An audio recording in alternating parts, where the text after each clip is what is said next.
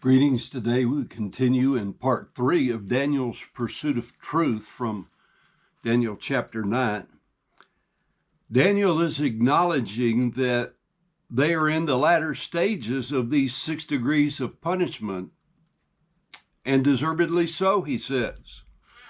Paying the penalty for refusing to give God's land its Sabbath rest is just one of the reasons for the captivity, which we will learn in Daniel 9 and verse 24. 6 curses are given as the opposite of the 6 blessings which God states here. The first group is merely a reminder and a warning that only by God's goodness are these evils being withheld from one's life. The second group is the withholding of the divine physician's protection from the self-destruction of the body due to the effects of sin within it. Jehovah Rophe had promised not to allow the diseases of Egypt to come upon his people if they obeyed him in Exodus 15:26. The coming of these diseases then speaks to their disobedience. The third group concerns the intensifying of these plagues as a result of the failure to be turned back to God by those things in the first and second groups. The fourth group states that refusal to serve the true God would cause them to become servants of those who served idols, reduced to serving the servants of idols. The fifth group again states the incremental and persistent increase of the scope and intensity of punishment until reconciliation or destruction occurs. Deuteronomy 28 verse 15 says it this way: "But it shall come to pass, if thou wilt not hearken unto the voice of the Lord thy God, to observe to do all his commandments and his statutes, which I command thee this day, that all these curses shall come upon thee and overtake thee." So there's the short list which we should ask the Holy Spirit to reveal where we are in relation to it in our lives.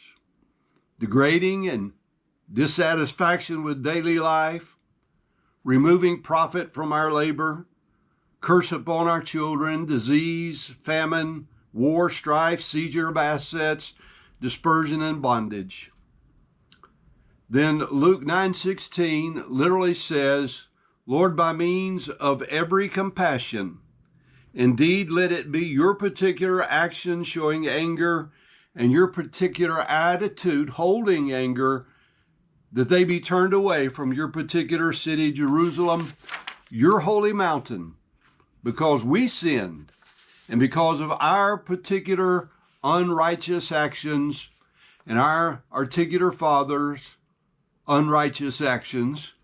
Jerusalem and your particular people, it became itself into a reproach by means of all our particular ones encircling around us." 2 great facts leap off the page and grab my attention in Daniel 9:16. Namely, Daniel declares that God possesses, 1, a particular action holding anger, and 2, a particular attitude holding anger. Having acknowledged that God currently was holding both toward Israel, that is Judah specifically, and that he was justified in doing so, Daniel's fervent and effectual prayer for Israel was that God would choose to quench or turn both his attitude and action away because of his great mercy.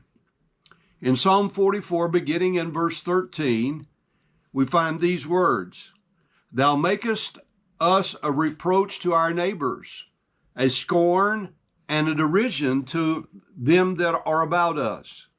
Thou makest us a byword among the heathen, a shaking of the head among the people.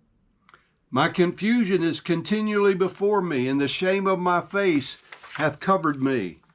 For the voice of him that reproacheth and blasphemeth, by reason of the enemy and the avenger."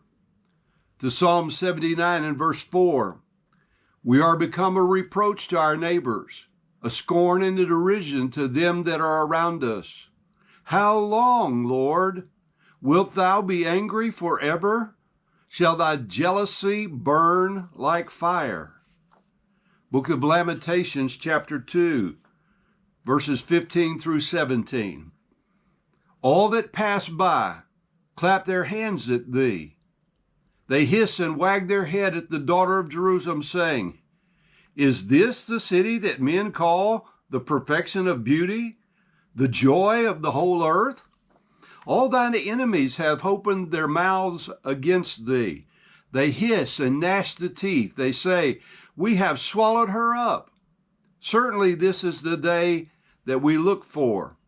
We have found, we have seen it. The Lord hath done that which he hath devised.